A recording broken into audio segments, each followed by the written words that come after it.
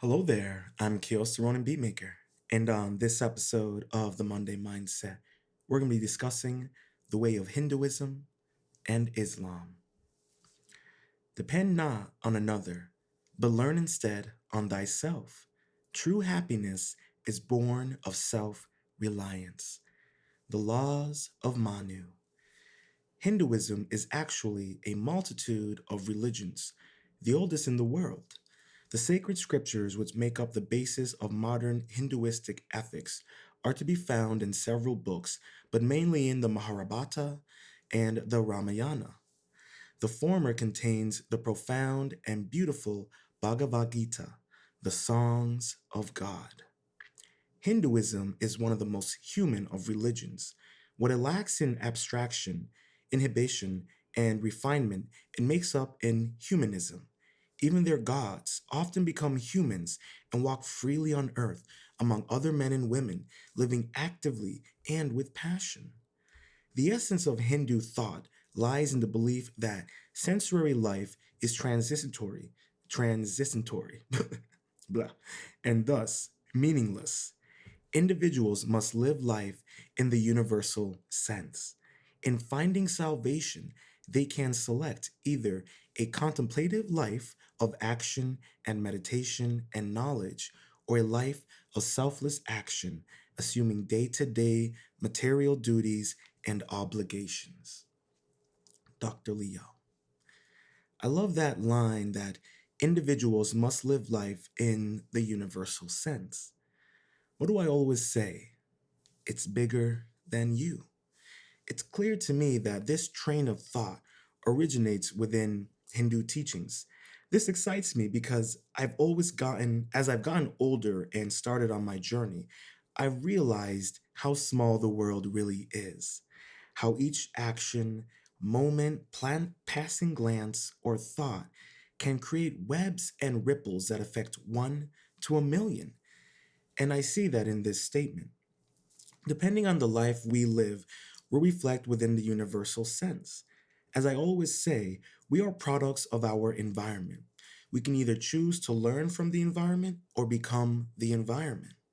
You can choose a life of action and meditation and knowledge, or a life of selfless action and day-to-day duties and obligations. The question you have to ask yourself is which life serves the universal sense? Keep in mind that you are part of the universal sense. The very ingredients of our being comes from the universe itself. Krishna, one of the Hindu gods, gives a loving and inquisitive Arjuna advice in the Yoga of Devotion from the Bhagavad Gita. He suggests the way that Arjuna should live his life in humanness. He says, a man should not hate any living creature. Let him be friendly and compassionate to all. He must free himself from delusion of I and mine. He must accept pleasure and pain with equal tranquility. He must be forgiving, even contented, self controlled. He neither molests his fellow man nor allows himself to become disturbed by the world. He is no longer swayed by joy and passion, anxiety and fear. He does not desire or rejoice in what is pleasant. He does not dread what is unpleasant or grieve over it. He remains unmoved by good or evil fortune. His attitude is the same toward friend or foe. He is indifferent to honor and insult, heat and cold, pleasure and pain. He is free from attachment. He values praise and blame equally. He can control his speech. He is content with whatever he gets. His home is everywhere and nowhere. Now I have taught you that wisdom which is secret of secrets. Ponder it carefully and act as you think best. These are the last words that I shall say to you, the deepest of truths.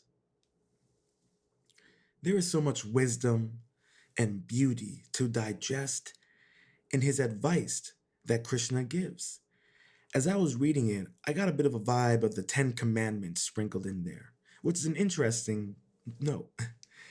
But it is also so striking to me about the advice Krishna gives that it resonates with how I am constantly stressing life as a lesson learned, and at the same time stressing the knowledge and strength that comes with being a self actualized person.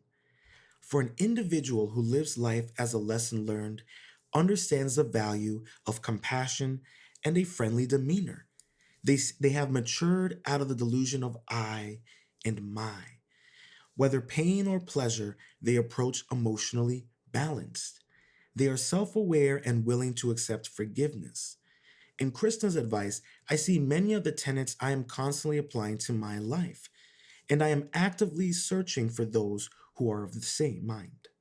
It's clear to me that the advice Krishna gives is one that leads by example, but he also leaves the choice up to you as an individual to do what you will with said advice. And that is something I'm very big on in regards to life. That we as individuals are capable of choice. But how often do we try to place accountability on others for actions and experiences as a result of our own choices? Krishna makes it clear that our choices and actions must reflect the universal sense within our full personhood. Excuse me. Fully functioning persons who live in Hindu wisdom possess a vast, flexible, and assimilating ethic at the center of which is truth, goodness, and righteousness. Dr. Leo. The wisdom that can be found in Hinduism can be interpreted in countless ways. Truth, goodness, and righteousness never change or falter within the interpretation. These epic stories are great templates for each individual's hero's journey, the art of living, which seems like the core foundation in Hindu practice. The scriptures give you a choice on how to live your life. There is no exponential requirement, only the choice. The sun is of all righteousness, is causing pleasure or in giving pain, in doing good or injury to others. A man obtains a proper rule of action by looking at his neighbor as himself. The Mahabharata. There is no fault in those who believe and the deeds of the righteousness. God loves good doers. The Quran. Mohammedanism is one of the world's youngest religious philosophies and perhaps the most widespread. It was founded in Mecca by Muhammad in 570 to 633 AD, an Arab who preached that his teachings were based upon divine revelation. These teachings were later compiled into the Quran, the holy book of Islam. It is generally agreed that Muhammad was a true moral reformer. He insisted that each person was responsible for the manner in which he or she lived for life. Dr. Leo. On the day of judgment, everyone shall be responsible for himself alone. Mohammed. This resonates well with the art of living in regards to the universal sense in Hinduism, because depending on the life you choose to live will reflect the verdict that will be decided upon Judgment Day in the Islamic faith. I'm curious if the Hindu faith has any form of Judgment Day. The fear of Judgment Day is an interesting perspective in regards to living a just and righteous life. How many of us out there live our lives in fear of Judgment Day or where we will end up in the afterlife? How many of us refuse the true self out of fear of Judgment Day or the afterlife? I'm starting to get the sense that this is a misinformed perspective.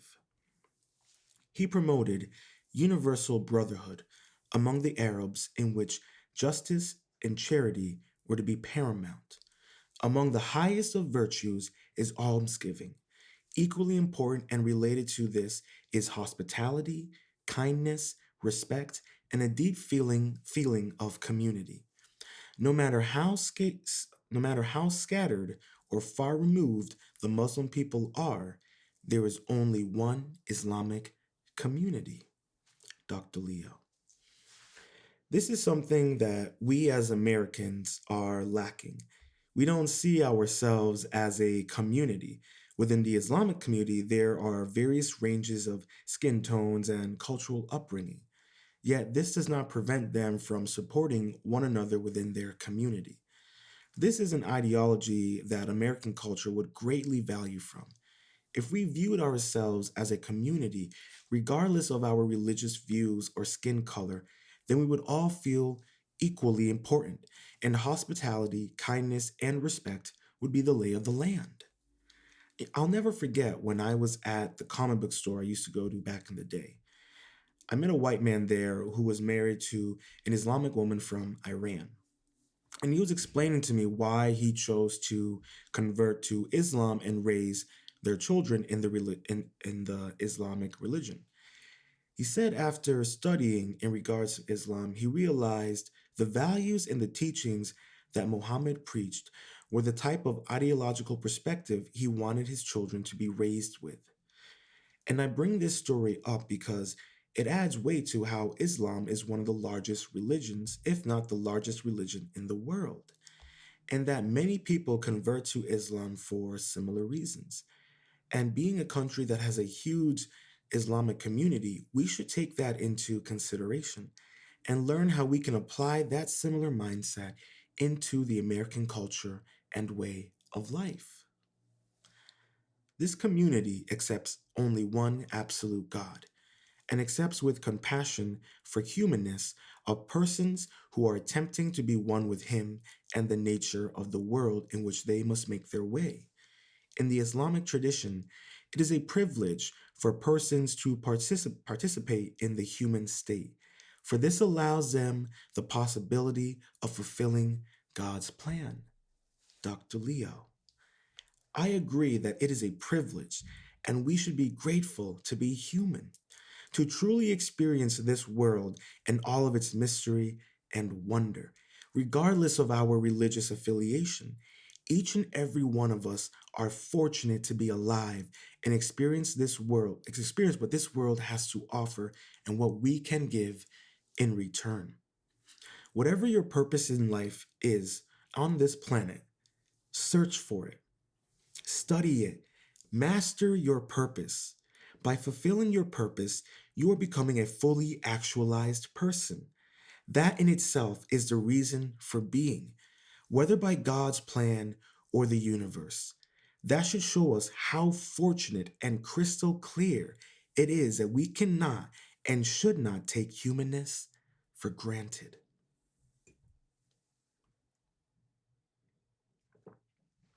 The Quran contains mainly three types of messages for living as a person: a doctrinal message, which deals with the human being's place in the structure of reality, a metaphysical message about the nature of the absolute, and a doctrinal message about human life, existing, and its meaning. I really like that. Um, because the three messages that the Quran contains, it can also look at a as a structure of how to maintain our life. You look at the structure of the reality, you know and I brought up this in, I think, previous episode. I'm trying to remember which episode. I can't remember it off the top of my head, but I talked about how we need to, in terms of our self actualization, we need to be present in the essential reality. And, I feel that the Quran has a lot of probably really deep, philosophical messages in how to live your life within the essential reality and not fall victim to living the false self, and living in that false reality that you or we or as a tribe generate and create so that we feel comfortable in our false, identity, in that false tribalism identity. And even though the Quran is in an Islamic community, is community, they're very community driven. There is also a sense of, from what I've been reading and learning a little bit, there is a sense of making sure that you are an individual as well, and that you're in the reality, in the essential reality. Because how often do we become disillusioned, or we disregard the essential reality? And most often than that, that could lead to a warped and even dangerous perception and perspective in regards to the religion and to your way of life. And, I think that's something that we should all take in consideration, you know, that the reality that we live in, it's the only reality. And if we start living our lives in these false realities and disregarding the essential reality, it will do more harm than good. And it doesn't matter what religious affiliation you're with. It doesn't matter if it's the, you can look at it from the sense of the Inquisitions, or you can look at it in a sense from, some of the, the terrorism that we have experienced throughout the world in our country. And in regards to people who are believing a false narrative, a false truth of the religion. I mean, we live in a country where there are plenty of people who are Islamic, and none of them have any desire to hurt people. I mean, I remember when there was um a shooting at a mosque, the I'm butchering the word right now. The synagogue. The synagogue that was actually located near the mosque actually opened their doors and took in people who were scared and who were hiding, and who needed support after the attack at the mosque. And, I bring that up because those are two different religions who, history has not, they've never been very kind to one another throughout history. And I think what's interesting and beautiful about that is that even in their sense, even at the synagogue, they looked at the Islams as brothers and sisters. They didn't look at them as Islams. They looked at them as human people. They looked at them as humans in the essential reality.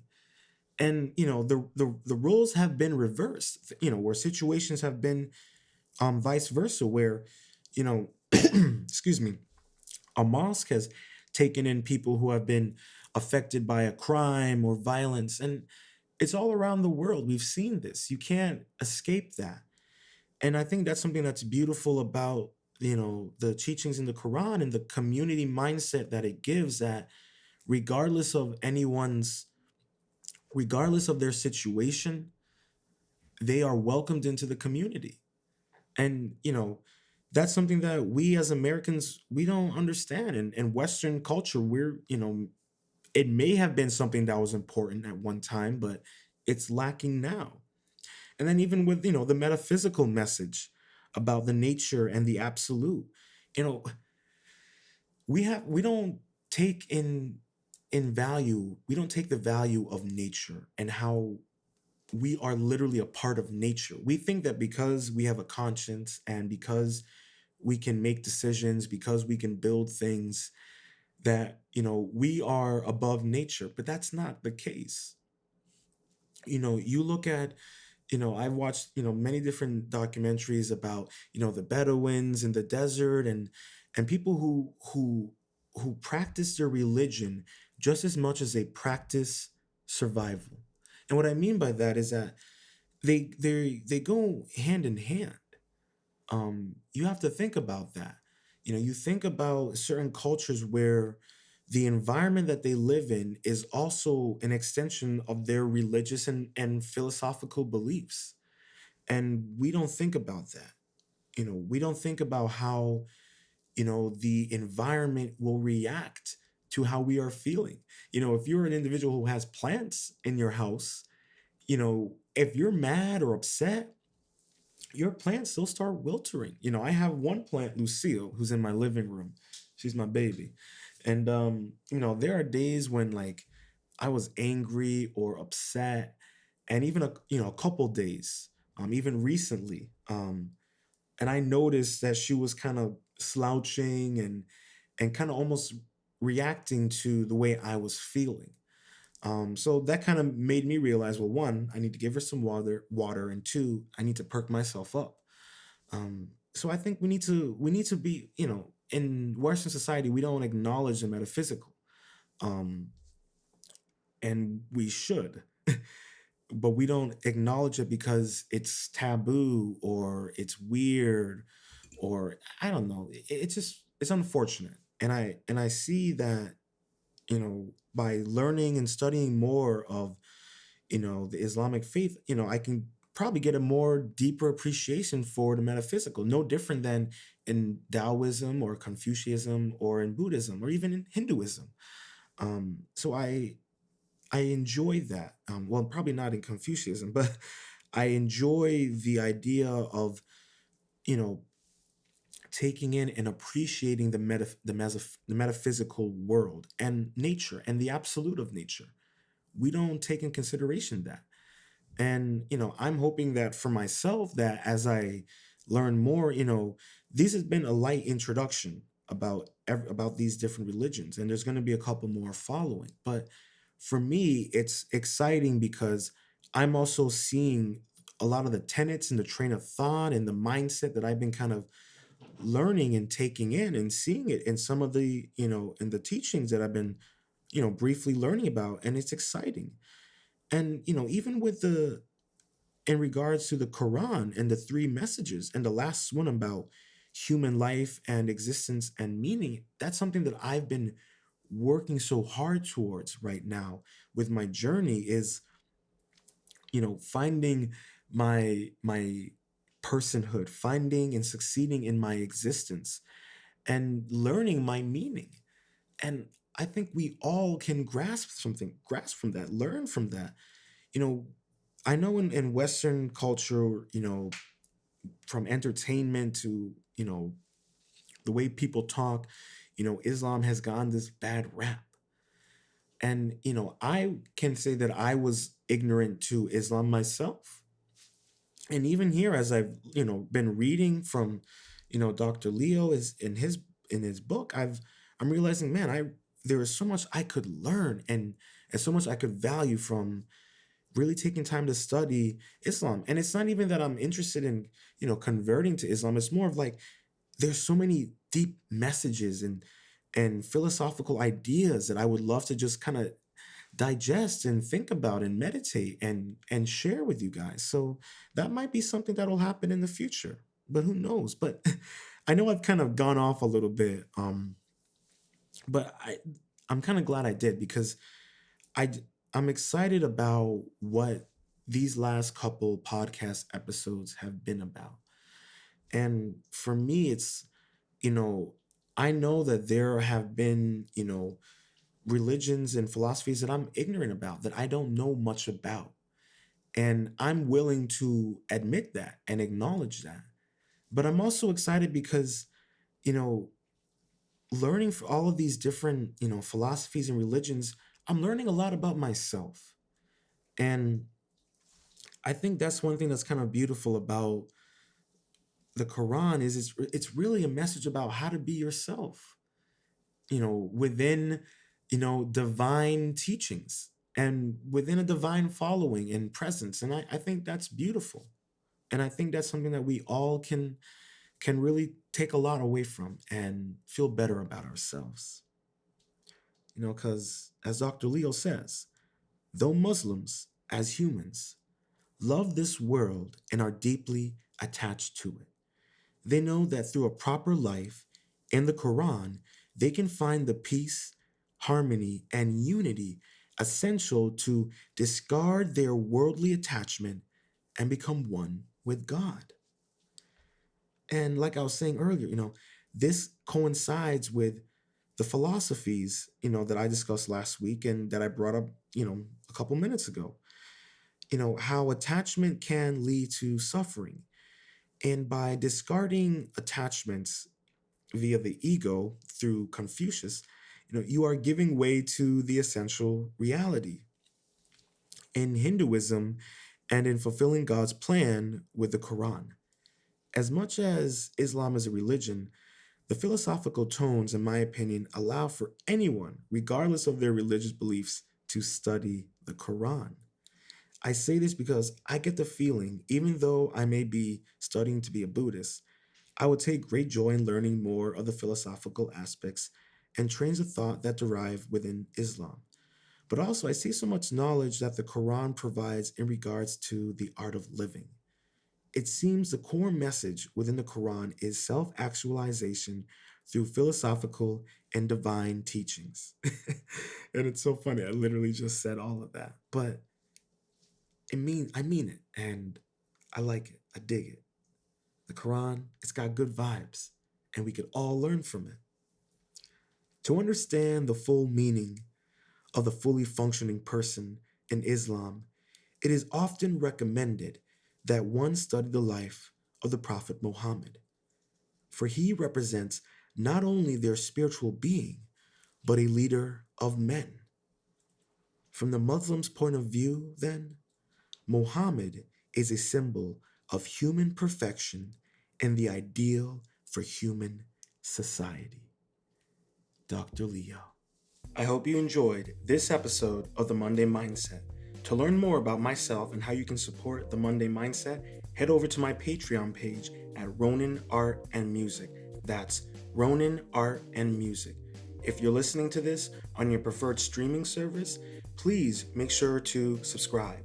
If you're listening on YouTube, make sure to subscribe, leave a comment, and review. Slap that notification bell. On iTunes, please make sure to subscribe, rate the podcast, and leave a review, as this will help me and the podcast grow. Stay positive, stay focused, stay true, and much love.